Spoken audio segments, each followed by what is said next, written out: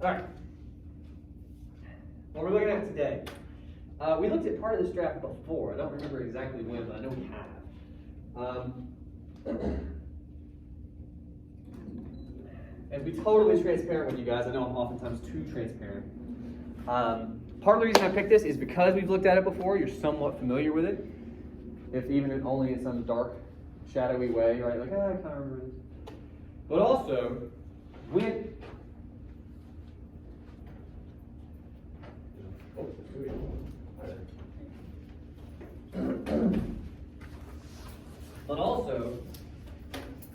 I checked yesterday at some point, late yesterday in the afternoon, I think, and no one had submitted a rough draft yet, which wasn't terribly surprising, but was a little, it gets kind of high stakes for me at some point. It's like, I need one of these guys to submit something. Anyway, I checked on my break today, and we had one. This was it. I also think there's a lot of good stuff to talk about, but again, full transparency, this was all I had. So, in the future, if you would like your stuff looked at in class, I know some of you would not, turn it in earlier. Anyway, last thing, this applies to class, but it's not important right now, but I wanted to say while I'm thinking about it. Given my schedule, the whole like time management thing, I know some of you might struggle with that right now. I'm in my 30s. If you get to your 30s and you haven't figured out time management, you end up like living on a train or something. You know, like shit goes bad. I've basically figured it out. I realized yesterday the Matrix is 2.5 hours long. I forgot that. I saw that and went, well, I gotta watch that today, don't I?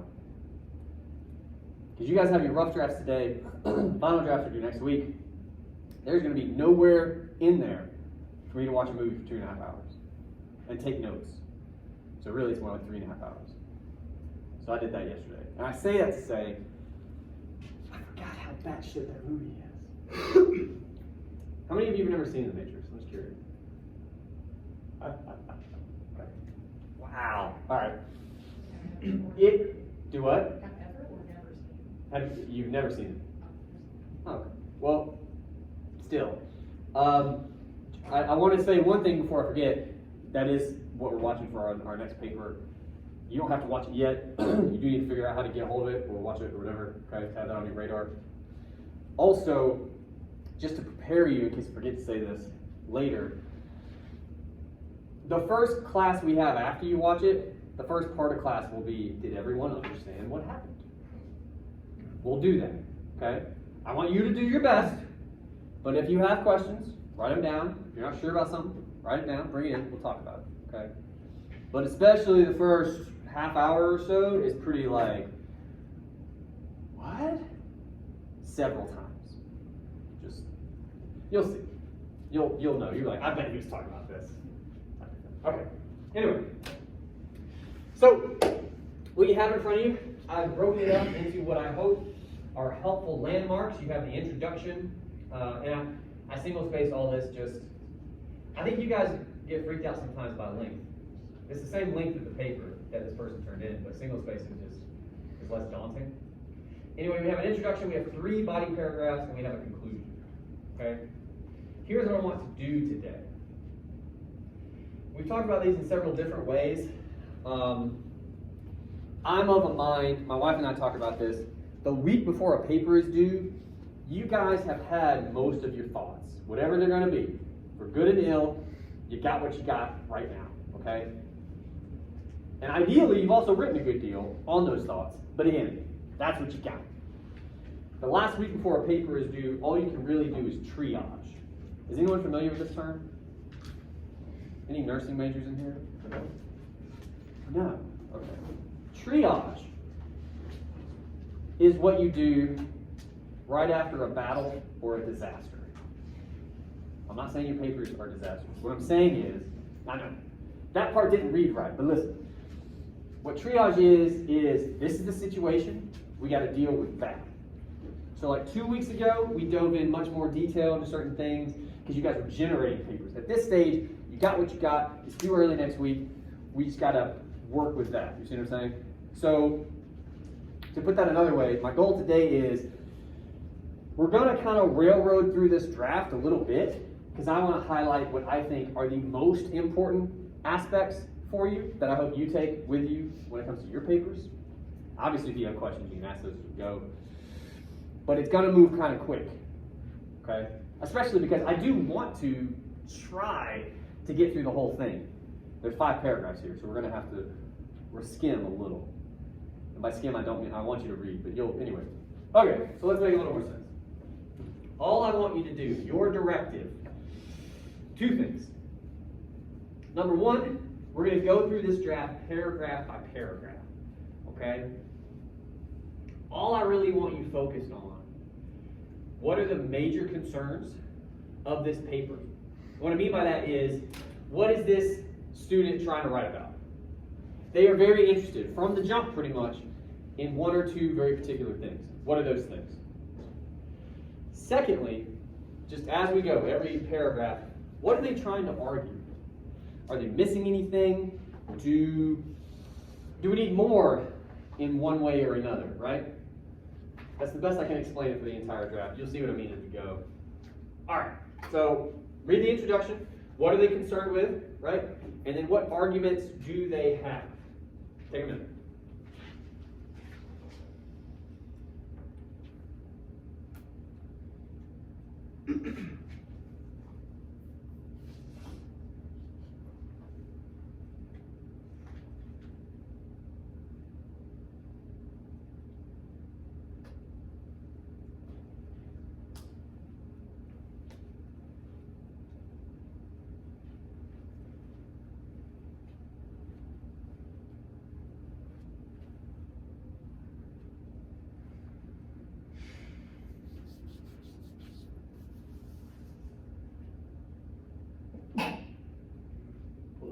Can't hold those in, man. You'll hurt yourself.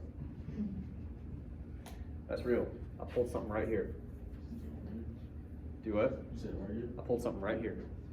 Holding in a sneeze because I didn't want to wake up my kids.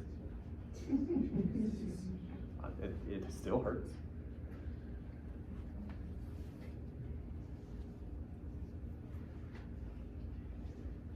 Does anybody need more time? All right. So the first question, I hope, is relatively easy.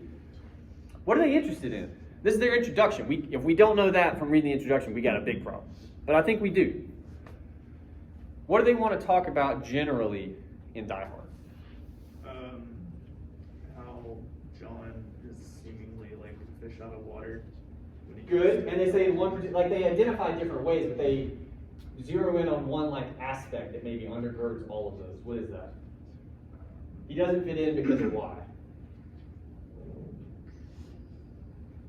You're all in one right now.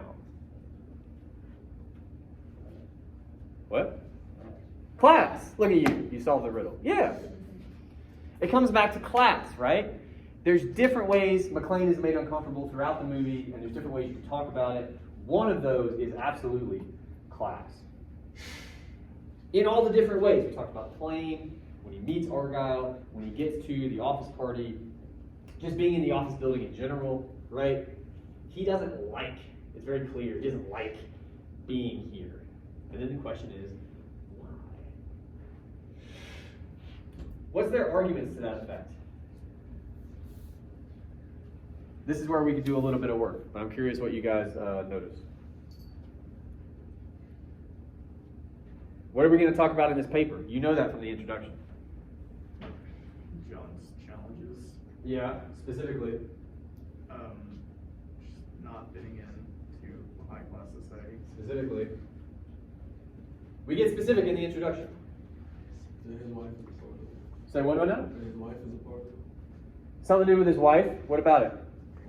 The life that she lives, she's not fitting into it. Oh yeah. Okay, yeah, first sentence, good. Yeah. We get a little more specific than that. But yeah. I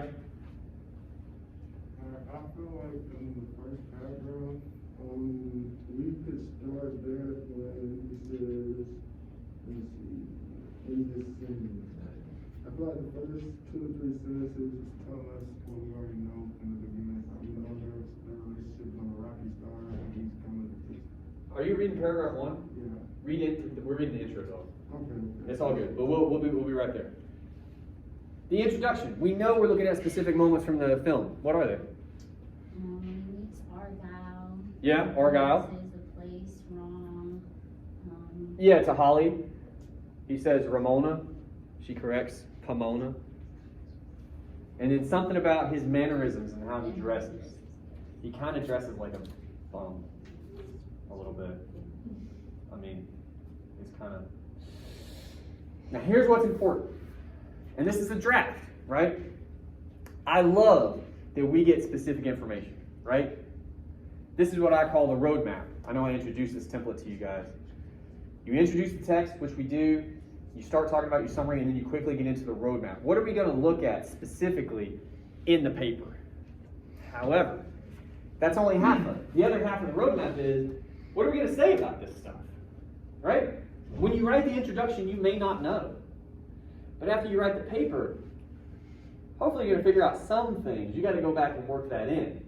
So we need, to put that another way, to know why it matters that John is an outsider. Why does it matter that when he initially meets Argyle, that initial interaction is very cold, is very, he's an asshole, that one article says, right? What do we learn from that? What does that have to do with class? I think this author knows, but it's not here yet, okay? That stuff has got to be there before the thesis. Rule of thumb a professor gave me once is like 60 to 70% of your paper easily should be analysis, should be argument, okay? And I'm just talking like a sentence a piece for some of these. Doesn't have to get crazier than that. It can, but it doesn't have to. Does that make sense? All right. The second thing that's going to do is that's going to help us with the biggest issue we have right now, which is the thesis. These are all surface examples. There seems to be a deeper reason behind the separation of worlds. What's my question immediately when they say that? What the fuck is the deeper reason? Yes. Yes. I'm glad you've identified that there is one. I agree. What do you think it is? I'm not saying that's easy, but that is your job. Okay? What is it? After that, they start, by the way. Not only is the cause of this separation money and social class, in some ways, it's McLean creating this distance himself. And immediately I'm like, well, how? That kind of snuck in right at the end of the introduction, right? I'm wildly curious. Like I'm like, okay, tell me about it. But you got to tell me about it. Here's how it works. Do that thinking in the roadmap before the thesis, okay? You might need to edit some, you might say too much, cut stuff out. Get your thoughts out before the thesis. Then you can sum them up in the thesis. But I think they're starting their roadmap actually here. And that's too late. Okay? All right. Same idea, first body paragraph. What is their primary concern in this paragraph? Where do you see argument? Take a minute.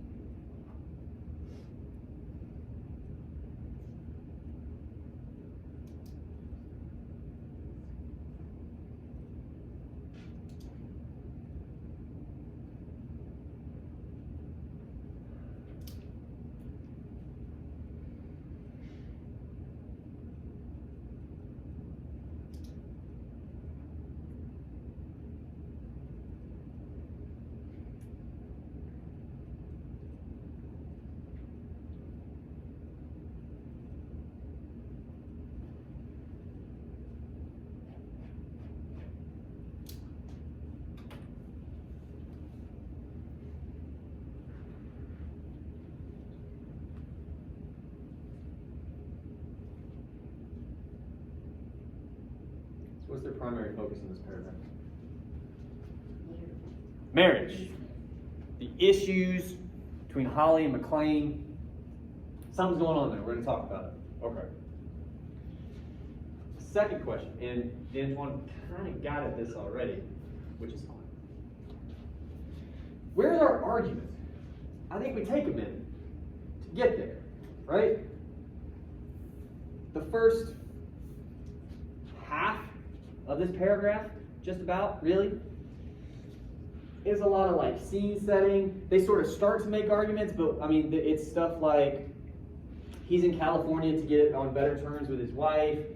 They're not on good terms, and you're like, yeah, we know that. Like, we know that. Again, all of you draft this way. I draft this way.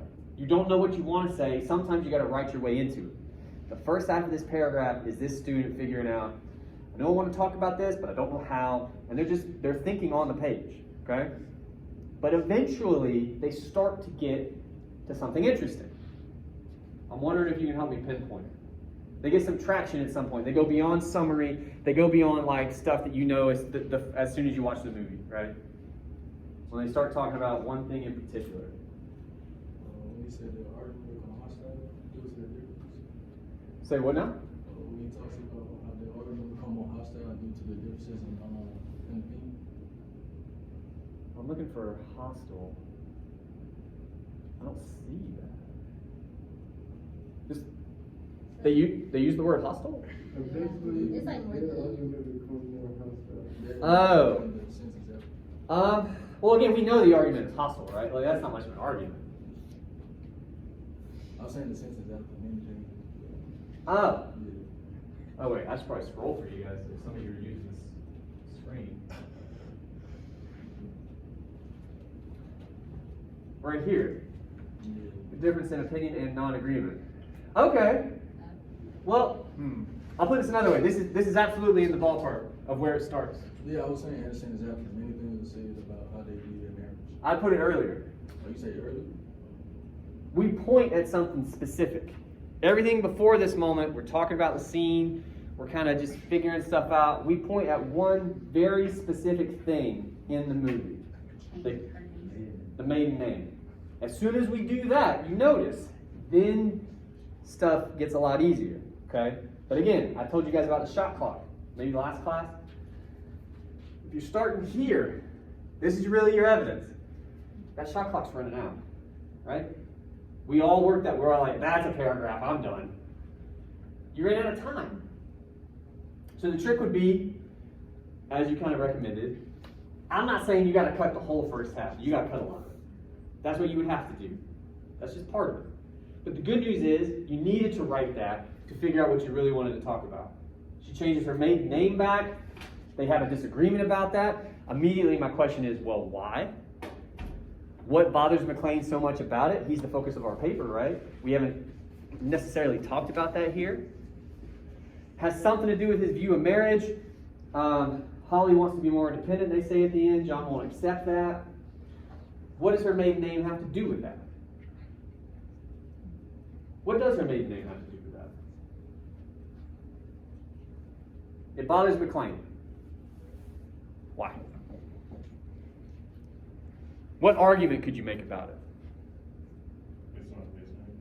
It's not his name.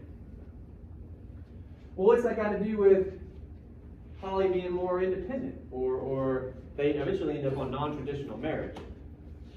That part's a little easier, I guess. You had your hand up. I was gonna say, in my own, like, you may almost take it as an insult. Sure. But in what way? Here's where our argument starts, right? Why is that insulting to him?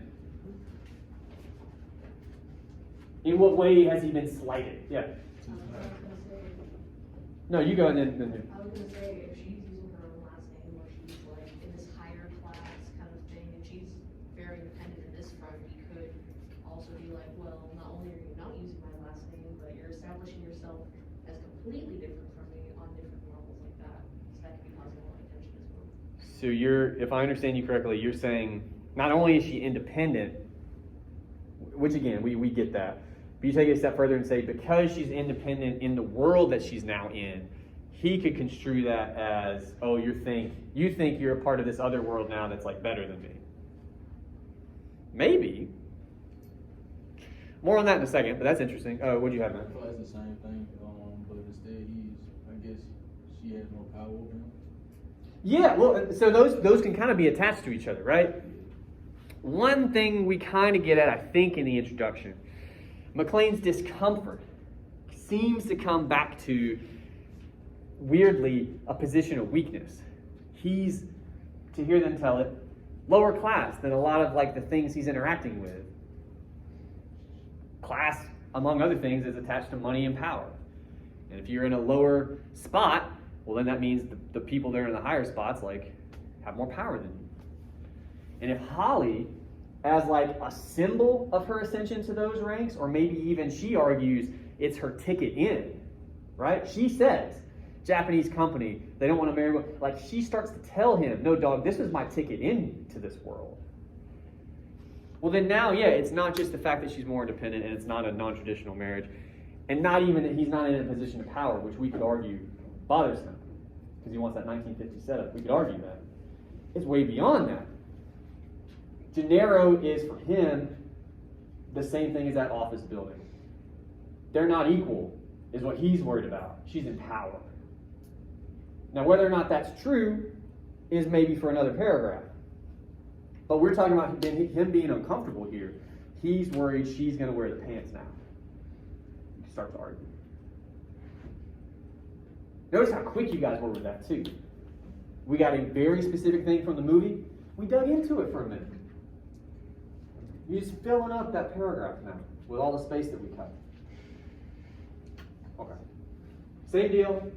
Next paragraph. I'll actually scroll for you this time. What's their primary concern? Where is their argument?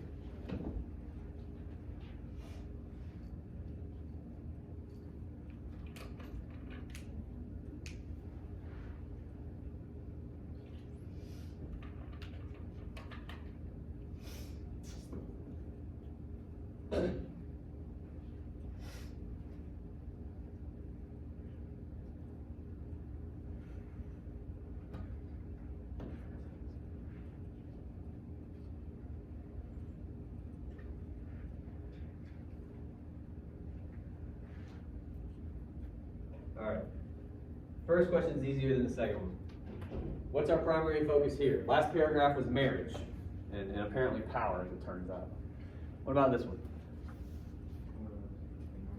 What's up? Class and money and probably also power. It all seems to be coming back to that, right? Now, I'm going to begin to answer the second question for you. The same issue we had in the previous paragraph.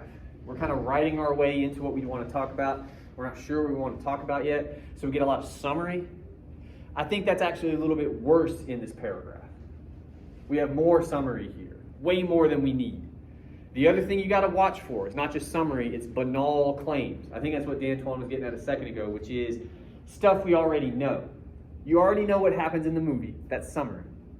But you also already know, for instance, that Holly is upset with McLean. You know that. She does the thing with the picture, they fight. So it's not really worth mentioning unless you need that to make another argument. We get a lot of that in this paragraph. If you can trim a lot of that away just in your mind, what else sticks out? What could we highlight or pick up on, do you think? What seems interesting?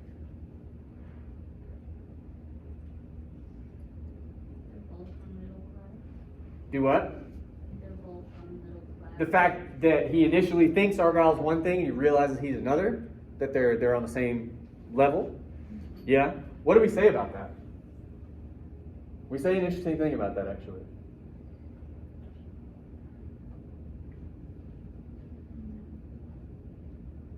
Say something about McLean. I guess actually kind of about Argyle as well. He could be more of himself and not worry about saying or doing the wrong thing. Would make him seem like an outsider. So we're implying that if Argyle wasn't Argyle, right? And he was of that world, he kind of stands for those kind of people to McLean. We're implying that McLean's discomfort here is more specific than that. It's anxiety. He's going to screw up. When we say he's going to be, and we kind of trail off, right, into something else, but I want to stick with this moment for a second. When we say he feels like an outsider, what does that mean? He's worried he's going to get unmasked as what? This is easier than you think it is. We're saying he doesn't fit in with all these high class types. He's worried they're going to find out he's lower class. Poor, but lower class. Now that brings another interesting question. Why would he be worried about that? What's up? What did he say? How might they treat him? Or view him? Or think about him? Might be patronizing towards them. Maybe. When you patronize someone, that means you see them as what? Lower. Yeah. Yes, ma'am. It could also influence how they see all of them. That's interesting. That's a little hard because we haven't. Well, I know we've met her. Yeah, maybe. You'd have to do a lot of work. And also, I mean, just in this paper, we're focused on McLean, so I don't. But yeah, that's interesting. That's kind of nice. Where were we? Oh, so if we say not only if he were unmasked, he might be seen as lesser than, right? Lower. The important distinction we've made is he feels that way. You see what I'm saying? We basically said he's internalized this kind of class hierarchy to such a degree, he's judging himself. You follow me? I mean that. Does anybody not? Okay. We got that all from him being cool with Argyle. Right? And they get more specific. This is what I like. Like, again, we can trim a lot of stuff up here. We get to that much quicker. I would even potentially move this evidence up because the part they focus on is as soon as they're in the limo, McLean's in the passenger seat with Argyle. So immediately, the people that shot this scene want you to know what about these characters. Like, he's not in the back, he's in the passenger seat, therefore, what's up? Same world. He's not a customer. He doesn't see Argyle as like a servant, right? Why do you think that is? Why is it, you could argue, so important to McLean that he let Argyle know, he lets himself know that Argyle's not a servant, that he's going to sit in the passenger seat?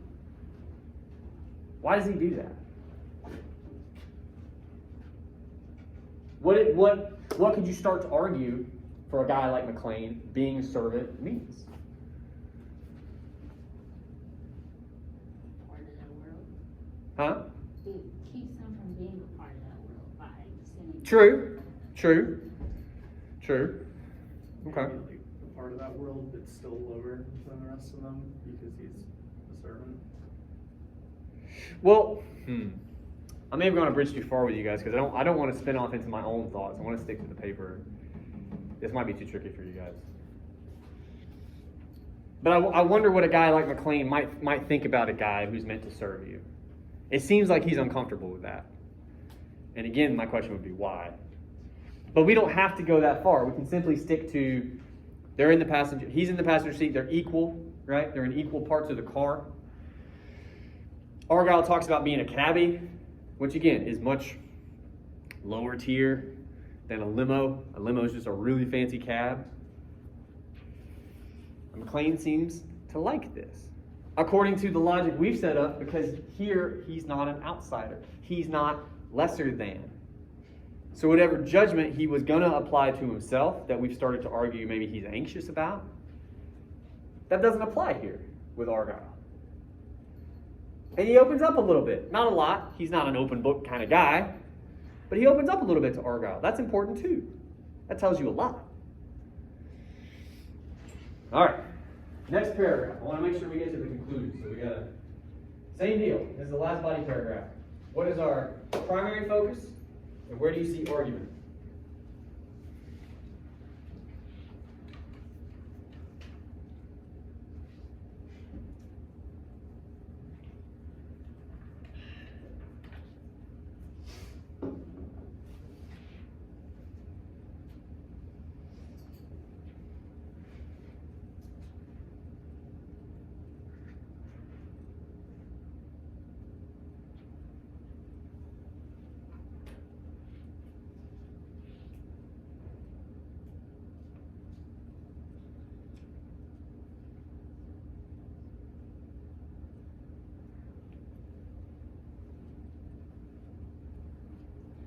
I'm gonna help you out a little bit here. Different things can happen the further you get into a draft, okay? I've read a lot of them. What I read this last body paragraph as clearly the last body paragraph. What I mean by that is the student knows, God damn, I'm almost done. All right, let's wrap this thing up. That can work against you. What we have, and part of it is because our focus is mannerisms and how he dresses. That applies to the whole movie. You're allowing yourself then to talk about the whole movie in a single body paragraph. That's going to get you into trouble.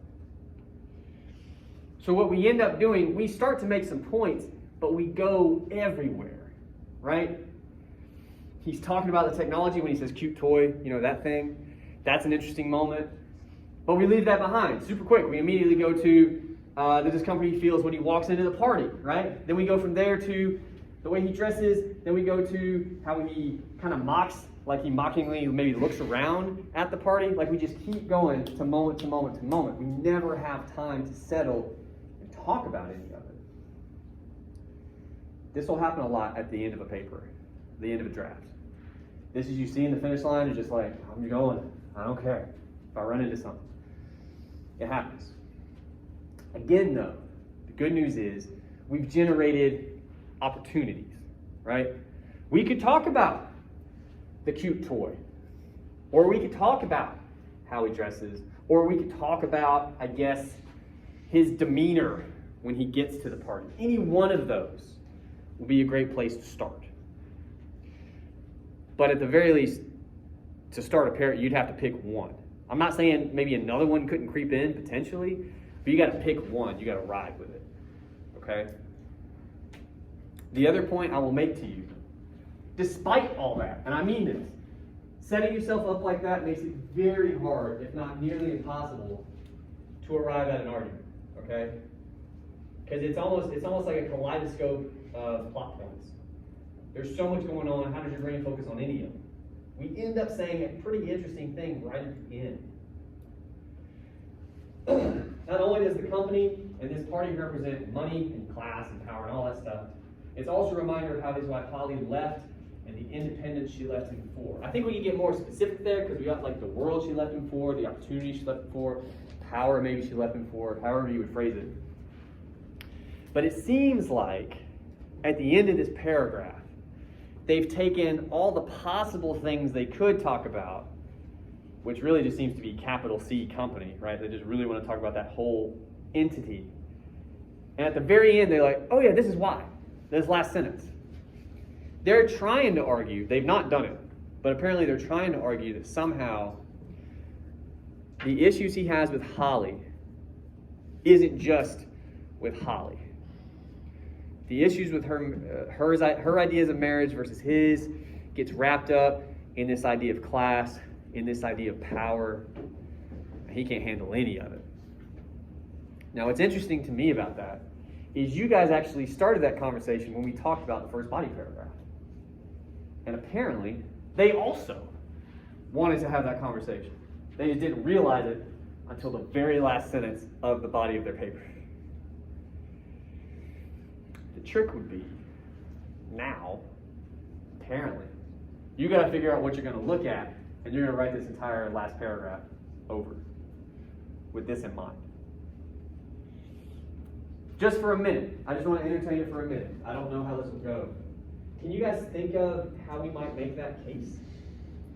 Like, because it's kind of a big idea, but ideally, at the end of a paper, that's where your big ideas will come. Is there a way to talk about anything to do with this company and how it somehow, for McLean, is wrapped up in this notion of like Holly's ideas of marriage or Holly's ascension, her power now, McLean's anxieties about it? What do you think? I know I just threw a lot at you, but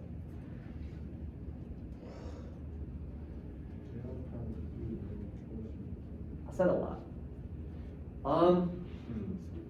I mean, part of it might be, sometimes it's like throwing darts at a board. You just hold something up and see what you can do with it. The first thing they mention when he's looking for Holly. This is when he finds out she's going by her maiden name now. He tries McLean. He's like, that's weird. And then he has it. You see him have it. He goes, he hits G. There she is. That's how he finds out. What about that? That he gets told in that way. Can we do anything with that? He finds out through this machine, this, as he says, cute toy. That according to the other guy, will find your zipper for you if you need to take a leak. That's what he says. Why do they belittle this damn thing like that? Cute toy. He said. Why do you think they do that? What could you argue it says about both of these guys that they feel the need to insult a computer?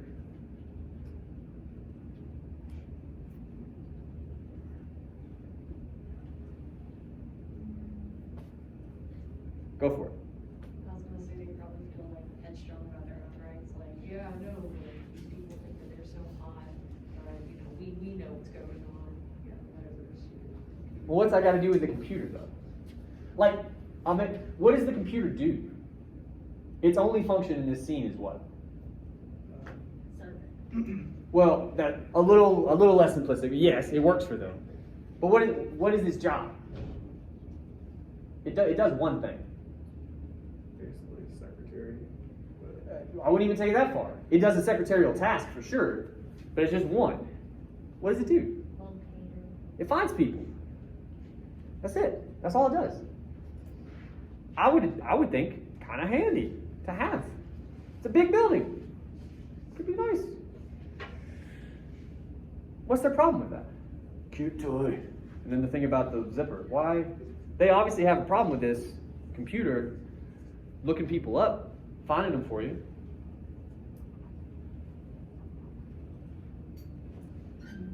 Go for it. I have two ideas. Sure. One that I was thinking is that, well, it's not personal, it's not gonna like, you know, if they say something to some, you know, hotshot, you know, California person, they could reap consequences. Oh, you're saying it stands in for them. Yeah, so it's almost like a. It's a punching bag. Yeah, punching bag, I couldn't remember the term. Yeah. Um, I hadn't considered that. And on the other side of it, because this, you know, is useful for such a big company, all these people, when they're not used to that, they're probably like, oh, well, you know, do they really need to, like, you know, since they're not used to it, they're kind of thinking, not to say like they are thinking this, but they could be possibly thinking like, oh, well, do they really need this, you know, hotshot California, blah, blah, blah, technology. They're just not akin to it, so it's almost like out of their realm of reach.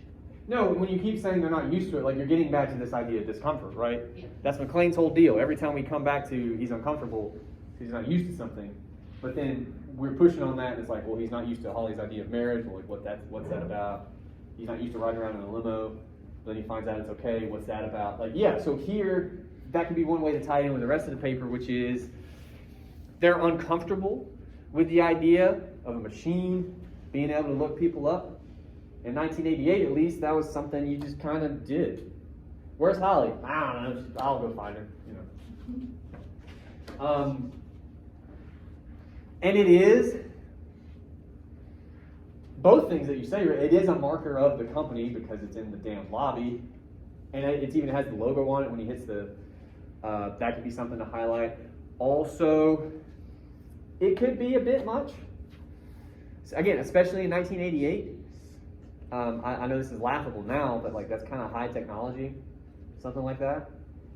And so to maybe a guy like McLean, it seems like an unnecessary expense. But then the question becomes, what kinds of people worry about unnecessary expenses, right? Takagi, for instance, maybe doesn't worry about that. That's not something that's front of his mind. Why is that? Pretty obvious. So now you've started to argue that this little moment with this little computer is another reminder of how much McLean doesn't belong here. It's the first thing he sees when he walks in the door. First thing he interacts with. He says something to the guy, They don't have a real conversation. And then he hits the thing. And on top of all that, it's going to tell him, hey, bro, you got bigger problems with your wife than you know. It's way worse than you know. Yeah, try G. Mm-hmm.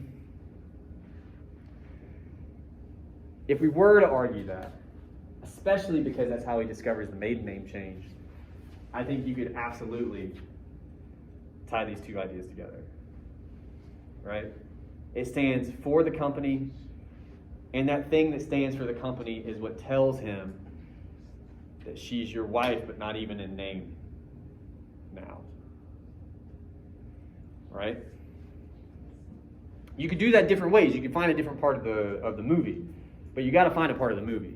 I said this last time. That's the trick. If you have to write yourself there, which is what the student, they're that kind of writer, do it. That means you're going to have to cut a lot of stuff. Sometimes you might say a lot of different things. You got to pick one. You got to pick one. If it doesn't work, pick another one. Right? This is how it has to work every time. We got one more paragraph. It's the conclusion. I never talk about conclusions. I have my reasons, but we're going to do it now.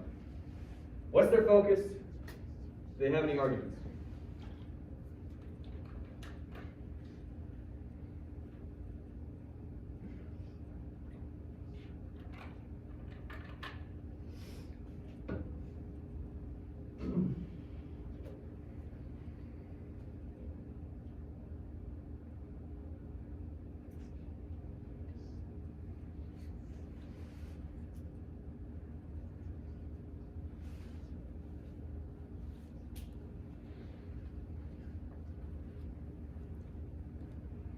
We end up, as conclusions will often do when you write them organically, and I think we have here, you end up kind of summing up the paper, at least summing up the student's thoughts, right?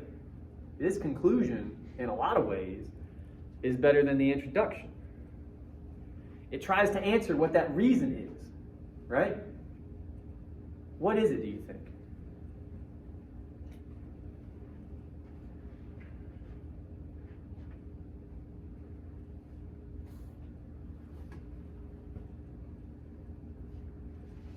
There's really two things. I'll take either one. That he's out of his comfort zone, and Yeah. the state of California symbolizes like things he doesn't have. One of them being his wife. Yeah, what is wife looking for? The other one being Money. power, money. Yeah. Yeah. The other part of that, this is interesting to me. Usually, if you do it the right way, this is a conclusion, for the most part, done the right way, which is, you guys are under the misconception that like you need to restate your thesis, whatever. People teach you so many bad things. If you just write it organically, most of the time, your brain will just say, this is all the things we were thinking about, let's sum that shit, and you'll just do it, right? Tends to be how it goes. What's interesting to me is after writing this whole draft, the student has not let go of this. The problem he encounters is John himself. Because we don't talk about that in the paper. I still like that idea, but it is not in the paper. It's very much on the student's mind, though. That means a couple things. Number one, I'm not saying they cut their introduction and make this their introduction, but I am saying they rewrite their introduction after reading this a couple times. Give it another shot. This is better. Number two, how long is this assignment? I know I should know that, but I'm not writing it. 3 pages. 3 pages. So you make this double space, they might have enough room for another paragraph, potentially. If they're gonna say this, you gotta back that up. The only time I can think when John might bring some of this on himself is when we're talking about him and Argyle, I guess. Because he has like preconceived notions. He like judges himself along with what he thinks art. Like, I guess you could kind of do it there. But my point is, if you're gonna make a big claim, you better make sure you back it up. And if you don't, well then go do it, or otherwise cut it. Unfortunately, like if you're gonna say John's part of the problem, you better be sure you have a paragraph on it. Questions about any of that? Now the wild thing to me, I told you we would railroad through this, and we did. It's already 4:15. Isn't that crazy? Last thing I'll say about conclusions. Sometimes you got, every semester, every class, somebody comes up to me and asks, can we have a lesson on conclusions? And I silently laugh to myself. Conclusions don't matter. Like, you have to have them in the same way you gotta wear a shirt to class. But it's not, beyond that, no one cares. They've never saved a bad paper, they've never ruined a good paper, okay? The reason I wanted to highlight this one, again, you write your way to your ideas. And if you write like this student does, your conclusion might have some good stuff buried in it. So it's worth you looking at. But in terms of a lesson, if we ever talk about conclusions seriously in this class, that's because you all are absolutely murdering this class. And we just run out of things to talk about, okay? That's what that means. Or I'm lazy, but we'll try to get away from that one. Are there any questions right now about the paper? I saw hands in the, yeah. Do you have anything for the paper due tonight? Tonight? I think you said something about the rough draft. I don't know. Rough draft due today. Final draft due next month, basically. There's also always a syllabus dog. I haven't looked at it, I didn't see anything that was good today. On the syllabus? No, like, on the course now, on the content. Check the syllabus, man. Rough drafts and final drafts are always on turnitin.com. Yeah. But again, look, I'm talking to you, but this is for way more than you realize. None of you check the damn syllabus. Check syllabus. This is the only time in your lives somebody's going to give you a thing and say, hey, the next 3 months, this is what you got. This is the only time that's going to happen. And I know it's boring, but it's super helpful too. And you, oh my God, it takes hours to make those. I know looking at a syllabus is boring. Can you imagine writing one? Oh my God. Every break, my wife and I sit down at the table across from each other and we just for hours make it. Ugh. So look at it. All right. So like I said, for next time, final draft. Obviously, I will continue to look at drafts if anybody wants to send those to me. All the workshops I've sent you guys, you still have access to. If you want to go back and look at those, you still have them. There are the videos on CourseIn. If you've missed the class, I think we've done good work the past 2 weeks. I really do. But all that's there for you. The only other thing I'll say, on Monday, we're going to watch the last little bit of that documentary. It's only like 20 or so minutes of it. It won't be as long as the rest. And, oh, I already reminded you, but I guess next Wednesday you have to have The Matrix watched by then. I believe that's correct. So if you haven't figured out how you're going to watch it, at some point this weekend, you got to figure that out. It's 2.5 hours. I am sorry about that. I forgot it was that long. It's a wild ride. Legit. All right. I'll see you Monday. Thank you guys.